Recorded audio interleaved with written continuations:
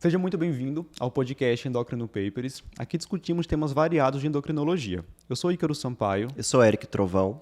E o assunto hoje é terapia hormonal na menopausa. Quando e como fazer?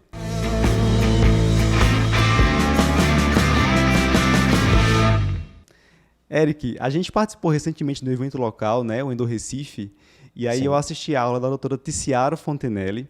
Ótima aula, por sinal.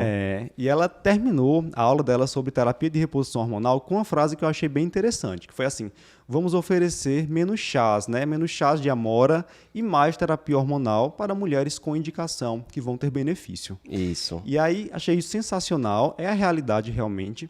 Só que para que o pessoal tenha segurança em prescrever a terapia hormonal, é preciso saber as indicações, contraindicações, qual o melhor esquema, como acompanhar essas pacientes. E é para isso que a gente está aqui hoje, né? A gente vai trazer realmente o passo a passo aí da terapia hormonal na menopausa. Ok, é importante dizer que muita gente tem medo, eu acho, ainda, né? Não prescreve por medo. E quando a gente tem conhecimento, a gente diminui medo. Né? O medo ele diminui quando o conhecimento chega. Então, por isso que é tão importante a gente estar falando sobre isso hoje, para tentar diminuir o medo do pessoal em casa que está ouvindo a gente. Exatamente. Vamos lá. Ao longo dessa gravação, a gente vai discutir alguns termos, né? Então, menopausa, transição menopausal, a gente vai citar isso várias vezes. E é importante começar o podcast já esclarecendo qual seria a definição de menopausa e transição menopausal. Isso. A definição de menopausa ela é clínica, né? Ela independe de qualquer dosagem laboratorial. Na verdade, é um diagnóstico clínico. Então, é quando a mulher ela já está no período de 1 ano, né, ou mais, sem menstruação, período de amenorreia. Naquela idade, em torno da qual ocorre a falência ovariana fisiológica, né? Ela perde aqueles estoques de folículo e, por isso, ela entra em amenorreia, que é ali em torno dos 50 anos. Então, essa menopausa fisiológica, né, ela vai variar ali de idade entre os 45 aos 55 anos. Se neste período da vida a mulher para de menstruar, né, a partir de 1 ano ou mais, já posso chamar de menopausa. Perfeito. Tá? Antes disso, no entanto, essa mulher pode começar um período de irregularidade menstrual, né, que é ali já o que a gente chama de perimenopausa, transição menopausal, que não necessariamente é um período em que a gente não vai intervir, porque ela já pode começar a apresentar sintomas de menopausa, sintomas que impactam na qualidade de vida, negativamente na qualidade de vida, nessa fase. Então é importante a gente saber reconhecê-la também. Tá? E aí é uma definição que a gente já pode utilizar, um critério que a gente já pode utilizar para identificar essas mulheres, é quando esses ciclos começam a ficar irregulares. Como? Então, um ciclo normal, ele vai variar de 28 a 35 dias. Né? Então, aí a gente já tem um número de 7 de diferença. Quando esse intervalo ele passa de 7, então a gente começa a ter ciclos aí que vão ser mais de 35 dias de intervalo. Esta mulher, se tiver já com mais de 40 anos, né, a gente já pode deduzir que ela está entrando nesse período aí de transição menopausal. Perfeito. Então, um bom identificador clínico, né? Isso. Da apresentação da paciente. E aí, baseado nessa idade, a gente também tem algumas classificações, né? Então, se a paciente tem essa menopausa após 55 anos, seria a chamada menopausa tardia, né? Se ela acontece entre 40 e 45 anos, seria uma menopausa cedo. E antes dos 40 anos, seria a famosa menopausa precoce, que atualmente o termo preferido seria a insuficiência ovariana prematura. Isso. Que não é o foco da discussão hoje. A gente vai focar aqui na menopausa fisiológica, aquela que ocorre após os 40 anos. E aí uma diferença que entre aspas, menopausa precoce, né, a gente teria sim que dosar o FSH para dar o diagnóstico. Já na menopausa fisiológica, como eu falei, você não precisa, né, fazer essa dosagem. O que às vezes você pode lançar mão, em situações que você às vezes pode lançar mão, por exemplo, da dosagem do FSH, são mulheres que fizeram esterectomia, né, e aí elas chegam até pra gente, ali em torno de, sei lá, 47, 48 anos. Ah, doutor, eu quero saber se eu estou na menopausa ou não. O FSH aí pode ser um parâmetro. Mas aí é nessa situação específica em que você não tem mais o parâmetro menstrual para utilizar como critério. Perfeito. Então, eu defini que a minha paciente ali está na menopausa ou transição menopausal. Será que a minha paciente é elegível para terapia hormonal? Quais são os critérios que eu devo considerar, Eric? Pronto, isso é muito importante a gente ter em mente para a gente escolher a quem oferecer.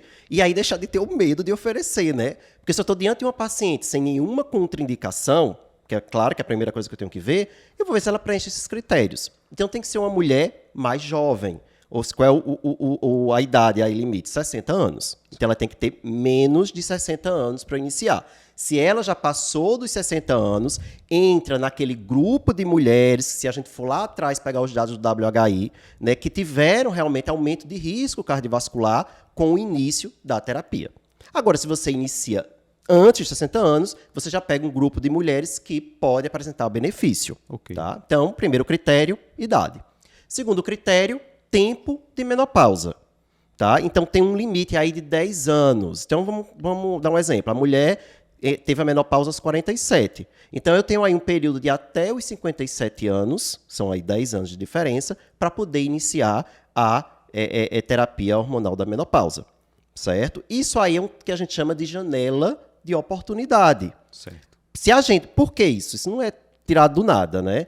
Quando a mulher tem mais de 10 anos de menopausa, ela aí o hipoestrogenismo e todas as mudanças metabólicas que o seu corpo ele vem desenvolvendo, vai já ter aí um alto risco cardiovascular. Já pode ter a presença de placas ateroscleróticas. E neste contexto clínico, se eu inicio terapia estrogênica, eu posso desestabilizar a placa e até precipitar algum evento cardiovascular. Você perdeu o time, né? Perdi o time. Antes disso, no entanto, em que essa mulher ainda não chegou nessa fase, uma aterosclerose mais avançada, aí não. Aí se eu inicio no tempo certo, dentro dessa janela de oportunidade, no time correto, aí pode ser que eu consiga até protegê-la. E a gente tem até estudo mostrando redução de progressão de placa quando você inicia no tempo correto. Né? Então, o outro critério seria esse. Qual é o tempo de menopausa? Esses 10 anos serão contados a partir da menopausa e não Isso. de quando você começou a perceber a transição menopausal, certo? Isso. A partir do momento que aqui a mulher entrou na menopausa, com essa idade aqui, a partir dessa idade, ela não teve mais nenhum ciclo menstrual. Ok, então vamos para o nosso checklist. Idade abaixo de 60 anos. Menos que 10 anos da menopausa. Mas aí é qualquer paciente que está nessa fase que vai ter indicação de terapia hormonal? Não. Aí você tem que buscar exatamente essa indicação, que seria o quê? A presença de sintomas menopausais que estão interferindo na qualidade de vida dessa mulher, principalmente sintomas vasomotores. Então são aqueles fogachos que estão tornando a vida da mulher um inferno, ela não está aguentando, né? E aí você vai o quê? Olhar para a cara dela e dizer, não, vou prescrever não, porque vai que você tem um câncer de mama no futuro. Toma um chá. Né? Toma um chá de amora. Né? Não, minha gente, eu tomo um fitoterápico que a gente não tem respaldo científico para prescrevendo. Né? Tem muito mais o efeito placebo do que realmente um efeito real. Então, a gente, nessa situação, que a vida da mulher está um inferno, por conta principalmente de sintomas vasomotores, né, eu vou, e ela, claro, menos de 60 anos de idade, e dentro desses 10 anos de menopausa, eu posso iniciar de forma segura. E vai ter um benefício. Aí a gente entra na questão do risco-benefício, né? Na hora da prescrição, é algo que eu tenho que colocar na balança. E aí, se essa mulher não tem contraindicação, tem a idade correta, o tempo de menopausa correto, e a vida está um inferno, eu vou ter um benefício que vai superar qualquer risco. Perfeito. Né? Então, coloquei na balança, benefício maior que risco, vou iniciar sem medo. Perfeito. Para a gente montar esse podcast, a gente teve a contribuição de alguns seguidores lá do Instagram. E aí eles deram algumas dicas de temas que eles gostariam que fossem abordados nessa discussão. E o próximo tópico é justamente uma sugestão que foi do Elisvan Magalhães. Ele perguntou o seguinte: quais são as contraindicações, né? Quando é que eu não devo prescrever a terapia hormonal na menopausa? Pronto, aí a gente vai entrar naquelas situações em que o risco vai superar o benefício, aí realmente eu não vou poder utilizar. Uma das mais clássicas é o paciente que tem algum tipo de câncer estrógeno dependente. Né? Então, câncer de mama, câncer de endométrio, alguns tipos de câncer de ovário. Né? Se o paciente teve a história, já tem um passado de algum tipo desse câncer, você não vai iniciar, embora até para câncer de endométrio há algumas particularidades. De alto risco, né, que eles consideram. Um câncer de endométrio de alto risco. Se for um câncer de baixo risco e tirou o útero, não ficou endométrio nenhum, você pode considerar o paciente tem início. Sintomas, pode ser considerado. Isso.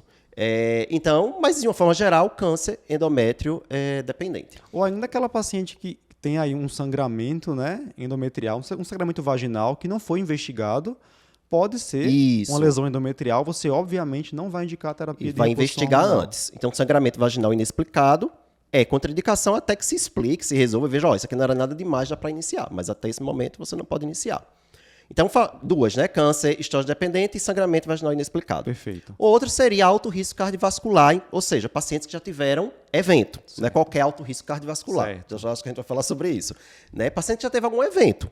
né? Doença arterial coronariana, paciente já teve AVC, paciente já teve AIT, né? Esse paciente tem muito alto risco cardiovascular, né? E aí realmente é contraindicado o uso. Okay. Paciente com evento prévio, então... Isso, evento prévio a gente não vai fazer, certo. O risco provavelmente vai superar o benefício. Do ponto de vista hepático, alguma limitação? Sim, se o paciente tiver doença hepática ativa, né, esse paciente ele não deve iniciar.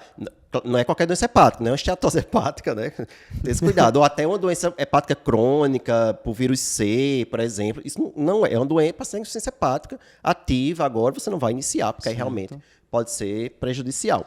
Essas seriam as clássicas, né? E tem também a questão do evento tromboembólico anterior. Sim, claro. Né? Oxe, mais clássico impossível. Né? A já primeira, né? A primeira, na verdade. Então, o evento tromboembólico, obviamente, né, eu não vou iniciar. A gente sabe que tem aí o aumento de risco de fazer novos eventos. Perfeito. Então, o paciente teve aí um AVC e AM prévio, não tem indicação, né? Contraindicado. Mas vamos imaginar aqui o caso de uma paciente, uma mulher, que tem hipertensão, diabetes, tabagista, tem tudo, certo? Mas nunca teve evento. Está contraindicada a terapia hormonal para essa paciente? Não. Essa paciente não tem uma contraindicação absoluta, mas você vai ter cuidados na hora de indicar se houver um benefício muito claro. Então, de novo, a vida está cheia de fogacho, não dorme, nunca, a vida ela quer morrer, né? Aí você não vai deixar ela sem nada. Só que você não vai iniciar qualquer terapia em qualquer dose. Nesses casos, a gente orienta o uso da via transdérmica, né? Esses casos de pacientes que já são pacientes de alto risco cardiovascular, né? Você está com medo dela ter algum evento na hora que inicia o estrógeno, né? Se ela preenche os critérios direitinho, como eu já expliquei, você inicia, mas inicia o transdérmico na menor dose possível, certo? Para controlar os sintomas. Você vai fazer dose de 2 miligramas, né? Tentar ali fazer meio miligrama por dia de estradiol transdérmico. Se ela já responder bem, você mantém, né? E fica, claro, observando e acompanhando. Outra controvérsia. Meningioma. Meningioma ele também é considerado uma contraindicação, né? Os neurocirurgiões vão enlouquecer se o paciente dele tiver meningioma, está acompanhando e você não suspender. Claro que isso é relativo, porque nem todo meningioma necessariamente vai ter receptor de estrógeno. Mas como é que eu vou saber disso? Né? Não vai ter como saber, o meningioma está ali só acompanhando. Então é uma conduta, inclusive, dos neurocirurgiões, neurologistas, pedirem para suspender a terapia hormonal da menopausa se descobre meningioma, né, pelo risco de crescimento. Então seria também. Existem algumas outras contraindicações, por exemplo, que é falar de enxaqueca com aura, né? Você iria evitar e, se for fazer, você faz de novo a via transdérmica. Então, a via, às vezes, a contraindicação depende da via. Né? Por exemplo, algumas situações, a via oral é contraindicada e aí você vai ter que partir para a via transdérmica. A gente chega, então, num ponto muito importante, né? Oral, tópica ou vaginal? Qual é a melhor via para a terapia hormonal na menopausa? Isso é relativo. Tá? Estudos ainda comparando via oral com via transdérmica, ainda falta muita coisa, a gente ainda tem muita falta de evidência para dizer com certeza, 100% de certeza, a via transdérmica aqui é a top de linha, é a melhor de todas. Mas a gente tem muitos achados apontando para esse sentido, da transdérmica ser mais segura. Então, até muitos autores consideram como a melhor forma é você fazer a transdérmica. Né? E se a gente for olhar, a via transdérmica, ela realmente tem várias vantagens. Por quê? Porque ela evita ali a primeira passagem hepática. Quando você faz estrógeno por via oral e tem a primeira passagem hepática, essa passagem ali do estrógeno no fígado vai gerar, assim, estimular a síntese de uma série de proteínas que podem ser, de certa forma, deletéria. Proteínas protrombóticas, né? Então, paciente que já tem uma série de fatores de risco para tromboembolismo, vamos optar pela via transdérmica para evitar essa primeira passagem. Okay. Pode haver aumento da produção de angiotensinogênio. Então, se já é uma paciente hipertensa, né, mais um motivo para você tentar nessa paciente escolher a via transdérmica. Você vai ter aumento da síntese de VL e DL. Né? Então, não é raro você ter hipertrigliceridemia secundária à estrogenoterapia por via oral. Então, se a paciente já tem hipertrigliceridemia prévia, ou desenvolver durante o uso do estrogênio oral, você vai optar, então, pelo transdérmico. Né? Hipertrigliceridemia é contraindicação à estrogenoterapia oral, mas não é contraindicação à transdérmica. Então, se a gente for organizar assim, vamos criar uma tabela mental aqui, com vantagens e desvantagens de cada via. Né? Na via oral, a gente tem vantagens, redução do LDL. Né? Tem essa vantagem que a gente coloca entre aspas, porque reduz o LDL, mais do que a via transdérmica reduz. Mas isso tem algum impacto do ponto de vista cardiovascular? E piora tanta coisa. E piora tanta coisa, né? Piora até a pressão. Então, assim... É melhor usar uma estatina. É melhor usar uma estatina, exatamente. A gente não vai, porque o LDL da paciente é alto, então essa aqui eu vou indicar oral. Não existe isso. Mas seria uma vantagem, entre aspas. Outra vantagem, baixo custo. Sim, né? E realmente é mais barato. É mais barato. Desvantagens, você já falou, né? Aumento de triglicerídeos, maior risco de eventos cardiovasculares, né? Isso, tromboembolismo. Tromboembolismo, perfeito. Aparentemente, né? Embora assim, até se você for ler as diretrizes, tudo, nunca bate o martelo de dizer realmente a via transdérmica dá menos eventos tromboembólicos do que a via oral. Mas assim, tem várias, principalmente estudos observacionais, é porque falta muito dado de ensaio clínico randomizado, mas muitos estudos observacionais apontando para esse caminho, e aí, por segurança, a gente acaba optando pela via transdérmica mesmo. A transdérmica, você já citou várias vantagens, mais segura do ponto de vista cardiovascular, menor risco de eventos tromboembólicos, não tem esse impacto sobre triglicerídeos. A desvantagem seria o maior custo, Isso. que realmente é uma desvantagem para quem trabalha aí no SUS, né? Isso. Eu sinto essa dificuldade. Eu também sinto, a gente lá no nosso ambulatório nem sempre consegue. A gente oferece, diz, olha, as vantagens da transdérmica são essas, mas quando vai ver o custo, o paciente, não, eu realmente não vou conseguir. Claro que se o paciente tiver realmente com diabetes, nesse a gente vai tentar ao máximo fazer transdérmico. Né? E aí falta uma via, que é a via vaginal, né? Sim. Quais seriam aí as vantagens, particularidades da via vaginal para a terapia hormonal? A primeira coisa é a indicação. Né? Então, às vezes, a mulher ela não tem nem os sintomas vasomotores, né? Mas ela começa a sofrer com sintomas geniturinários. E esses sintomas geniturinários, embora eles tendam a agravar quanto mais tempo de menopausa a mulher tiver, pode iniciar, né, desde o início, certo? E são extremamente também desconfortáveis. Então, prejudica a função sexual, é causa de redução de libido nessas mulheres, né? Aumenta o risco de infecção urinária de repetição, podem dar incontinência urinária. Então, atrapalha muito a qualidade de vida e a vida social da mulher. Então, quando você e sempre tem que pesquisar esses sintomas em mulheres na menopausa, se essa mulher tem sintomas e não tem sintomas sistêmicos, não precisa fazer uma terapia hormonal sistêmica, e aí você parte para a terapia hormonal tópica vaginal. E aí a gente tem preparações de estrógenos vaginais para se utilizar nessas situações. Ok. Lembrando que não só o estrógeno, mas também a progesterona pode ser feita por via vaginal. Pode também. Lembrar, né, que quando a gente está fazendo estrógeno sistêmico, se a mulher tiver útero, a gente vai ter que fazer progesterona. Ok. Certo? E essa progesterona, ela pode ser por via oral e pode ser também por via vaginal. Certo? A gente tem preparações para isso. Outra coisa que eu acho importante lembrar também, Ícaro, é que às vezes a gente acha que se a mulher, por exemplo, um exemplo, a mulher está na menopausa, tem os sintomas vasomotores bem importantes e tem sintomas geniturinários. Nessa mulher, por ter sintomas sistêmicos, eu vou iniciar uma via sistêmica, né, ou transdérmica ou oral. Nem sempre a via sistêmica vai resolver os sintomas geniturinários. Então, sim, pode ser que essa mulher melhore dos fogachos, mas continue mantendo os sintomas geniturinários. Se isso acontecer, eu posso associar o estrógeno vaginal. Certo. Então, eu posso manter ali duas vias, oral e vaginal. Pode. Certo. Agora, se a paciente fizer só a via vaginal, sem fazer a via sistêmica, mesmo tendo útero, lembrar que não precisa associar a progesterona nesse caso. Porque a absorção sistêmica dessas preparações ela é muito pequena. Tá? Então, a recomendação atual é de não associar a progesterona nesses casos. Já que a gente está falando aí de combinação de estrógeno, progesterona, a gente sabe que a gente pode ter o esquema contínuo ou esquema cíclico. Isso. E aí, essa foi uma pergunta de duas seguidoras. A Marcela e a Thaís querem saber qual é a melhor forma de fazer a terapia hormonal da menopausa, terapia contínua, terapia cíclica, qual é a forma ideal de fazer essa terapia de reposição. Tá, então você disse que tem as duas formas, né? A cíclica, a mulher vai menstruar, a contínua ela não vai menstruar. Em termos da saúde dela, a gente tem muito pouco dado comparando e dizendo, até algumas preocupações, será que uma forma ou outra vai ter menos riscos, desenvolver câncer de endométrio, câncer de mama, mas nada definido. Então, o que a gente vai utilizar como critério mesmo é o desejo da paciente. Certo? Então, a gente sempre vai perguntar a essa paciente, olha, você quer ficar menstruando ou você não quer menstruar? A gente fala isso, mas é muito comum, na verdade, quando a gente diz isso para a paciente olhar para a gente e dizer, meu doutor, o senhor decide o que o senhor achar melhor. Né? Mas assim, no final das contas, você tem que levar em conta o desejo dela, porque muitas vezes elas acham que não menstruar é ruim. E a gente também tem que tirar esse mito. né? Então eu tenho que menstruar, porque se eu menstruar vai ser melhor para minha saúde. Não, a gente não tem nada na literatura dizendo isso. Então, no final das contas, o desejo dela é que vai nortear.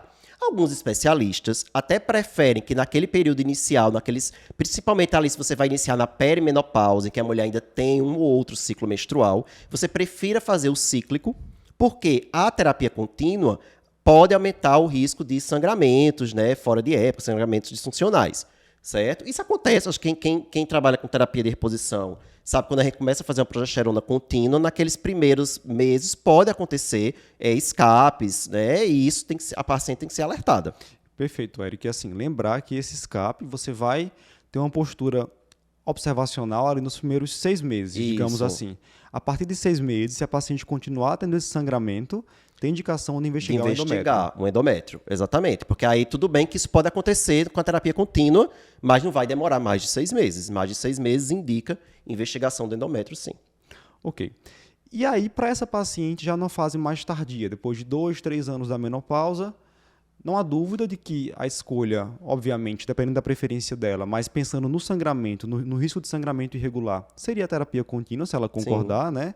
Eu acho que nessa fase, o risco de sangramento irregular é mais baixo. Sim, né? Bem mais baixo. Em relação à paciente na perimenopausa, e aí a gente manteria... E muitas vão preferir realmente não menstruar. Né? Então você tem aí, a mulher já está ali fazendo a sua terapia, já está com 60 anos fazendo e ainda menstruando. Né? Só se ela realmente quiser muito. Isso é interessante, porque eu perguntei, a gente sempre pergunta, né? E a paciente falou, mas veja, quem vai querer continuar menstruando? Né? Eu já escutei isso também. Não é nem pergunta que se faça, mas quer sim, né? Eu tenho uma paciente que ela fala bem interessante, assim, que isso faz com que ela se sinta mais jovem quando ela menstrua. Então, perfeito. Perfeito. Quer continuar menstruando? Então, pronto. A gente faz terapia cíclica. E aí a terapia cíclica, se a gente fizer uma combinação, por exemplo, o estrógeno transdérmico e progesterona oral, a gente faria ali 12 dias do mês, certo? Isso, 12 a 14 dias, né? Okay. E aí, você pode até, às vezes você pergunta, mas em que época exatamente? Os 12 primeiros dias, né? Olha ali no calendário, do dia 1 ao dia 12, ela faz o uso e isso aí já vai regularizar o ciclo dela, e sempre naquela época igual, certinha, ela vai estar menstruando. Certo. E aí só lembrar da dose. Certo? Geralmente, quando você faz cíclico, a dose da progesterona que você vai fazer é mais alta do que quando você fizer contínuo, certo? Para garantir aquela proteção endometrial. Então, a progesterona assim, mais indicada é a progesterona micronizada, né? Ela é a progesterona que se assemelha à progesterona natural da mulher. É uma progesterona que parece que tem menos risco de tromboembolismo, né? Então, ela é realmente a mais indicada. Se o paciente tiver como, pelo custo. De novo a questão financeira. E aí, dando o exemplo dela, ela tem apresentação de 100 e de 200 miligramas. Se você fizer cíclico, você vai fazer 200 miligramas. Se você fizer contínuo, você vai fazer 100 miligramas. Excelente. Eric, comecei a terapia hormonal e aí uma dúvida frequente é como é que vai ser o acompanhamento dessas pacientes, né? Como é que fica o segmento dessas pacientes em terapia hormonal? Essa foi, inclusive, uma dúvida do Éder de Mello, que acompanha a gente lá no Instagram. Então, fala aí, como é que seria o segmento da paciente que está utilizando terapia hormonal na menopausa? Primeira coisa, mamografia, né? Ou ultrassom mamário, dependendo da idade. Então, você vai ter que ficar acompanhando a mama. Já que existe toda uma questão aí de risco de câncer de mama, que muita gente acha que é já fechado isso, que terapia hormonal na menopausa é igual ao aumento do risco de câncer de mama, e não é assim. Certo? Existe uma série de questões aí envolvidas. A progesterona é muito mais tida como vilã do que o estrógeno. Inclusive, se a gente pegar grupos de mulheres que não têm útero e fazem só terapia estrogênica, não há aumento do risco de câncer de mama. Né? Então, o buraco é muito mais embaixo. De qualquer modo, existe a orientação de você vigiar a mama dessa mulher. Certo? Então, mamografia anual vai ter que fazer. Perfeito. Certo? Ultrassonografia transvaginal, né? Devo fazer rotineiramente? Há evidência suficiente para isso? Não, assim, existe uma orientação de alguns autores de você fazer ultrassom transvaginal todo ano, mas se a gente pegar a lógica, se eu estou fazendo direitinho uma reposição, terapia estrogênica com progesterona, a progesterona está protegendo esse endométrio, e se a gente for para os estudos, essas mulheres que fazem estrógeno, progesterona certinho, regular, né? Ou seja, não está farrapando na progesterona, né? Porque às vezes farrapa, até para economizar, que já aconteceu com o paciente. Está usando direitinho, a gente tem evidência de que essa mulher vai ter um risco igual à população geral ou até menos de câncer de endométrio. Então, para que eu vou ficar rastreando com ultrassom transvaginal, que também não é essas coisas todas para rastreio de câncer de endométrio, né? Então, é um pouco controverso isso. Talvez não seja necessário fazer todo ano, mas de vez em quando, a cada 2 anos, 3 anos.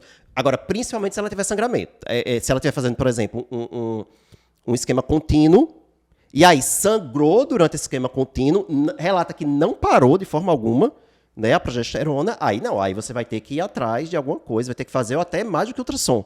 Chegar até a fazer uma estereoscopia, indicar biópsia, porque não é normal que uma mulher na menopausa, em esquema contínuo, menstrue. O sangramento tem que ser investigado, O sangramento tem que ser investigado.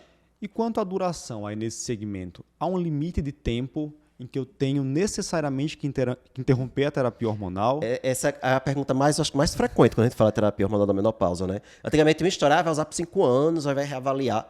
Minha gente, não tem esse tempo, certo? Aí eu vou fazer por tanto tempo e pronto. Você vai individualizar. Terapia hormonal da menopausa tem muito disso. Você vai individualizar desde a hora que você vai começar lá, da indicação ou não, do esquema que você vai fazer, se é cíclico, se é contínuo, qual a dose, qual a via, tudo é individualização. E não é diferente com o tempo de uso. Então, todo ano, faz parte do acompanhamento também, já que a gente está falando de acompanhamento, todo ano você avaliar essa paciente para se ela está satisfeita ou se não está, se ela está com medo da terapia, não tá, porque às vezes ela lê alguma coisa, não sei aonde, ou a vizinha, a irmã, teve câncer de mama, ela fica com medo, quer parar, porque aí vem o desejo dela, vai se contar também. Ou ela começa a desenvolver mais fatores de risco cardiovasculares, ela faz um evento cardiovascular, ou faz um câncer de mama. Então, isso vai mudar ao longo do tempo, né? E esse risco, esse benefício, ele vai ter que ser avaliado em toda consulta. Então, se você faz avaliação anual, todo ano você vai avaliar esse risco-benefício. E aí vai decidindo junto com a paciente, o momento de tirar. Então, é uma decisão compartilhada. Perfeito. Como você falou lá atrás, a decisão por iniciar, ela acontece porque o benefício superou o risco, né? Quando você decide começar a terapia hormonal. E lá na frente você vai parar quando a situação se inverter, né? Exatamente. O risco passar a superar o benefício. Exatamente. Muito bem colocado, Ícaro. É exatamente isso. Então, não tem um número mágico. Não espere um número mágico, né? Na vida e na medicina, nem sempre a gente tem a receitinha que a gente vai seguir. Perfeito. Para finalizar, um ponto super importante, existem aquelas pacientes, como nós falamos, que têm contraindicação à terapia hormonal. E essa é uma dúvida do Rafael Mazzucchi. Ele quer saber como manejar os sintomas dessas pacientes que não podem fazer a terapia hormonal.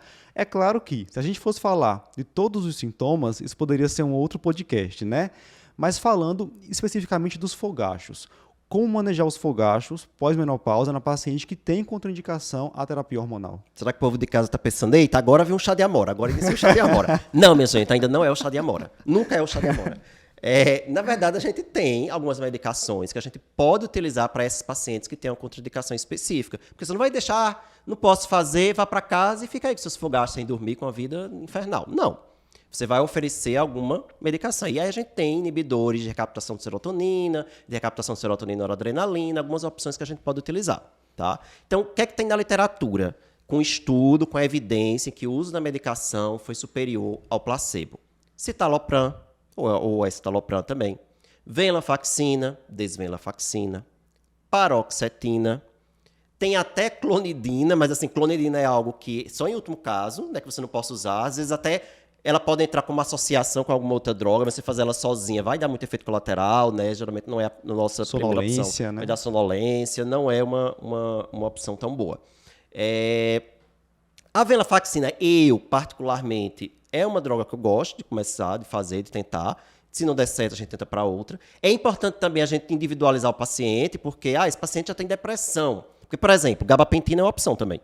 Tá? Mas se o paciente tem depressão associada, é melhor você tentar escitalopram, a paroxetina, uma venlafaxina, porque você já vai estar aí tratando os dois problemas ao mesmo tempo. Perfeito. Né? Já a paroxetina, a gente tem que ter cuidado quando a contraindicação for o câncer de mama. O pessoal do TIM, que vai fazer a prova do TIM. Isso cai muito na prova do TIM, né? Mas é importante saber para a vida também. Né? Então, isso é porque é uma situação muito comum, né? Aquela mulher que teve câncer de mama não vai poder fazer terapia hormonal na menopausa, mas está com muito fogacho. Né? E aí, se ela estiver usando tamoxifeno, eu não posso fazer paroxetina para os fogachos dela. Porque a paroxetina ela vai diminuir a ação do tamoxifeno, aumentando o risco de recidiva do câncer. Mas aí eu tenho as outras opções. Eu tenho o citalopram, eu tenho gabapentina, eu tenho venlafaxina, né? Que aí eu vou poder utilizar. E lembrar que fluoxetina e sertralina não foram superiores a placebo nos estudos. Então, fluoxetina e sertralina não são boas opções para os fogachos. Excelente, Eric. É isso, pessoal. A gente encerra aqui essa discussão incrível com o Dr. Eric Trovão sobre terapia hormonal na menopausa.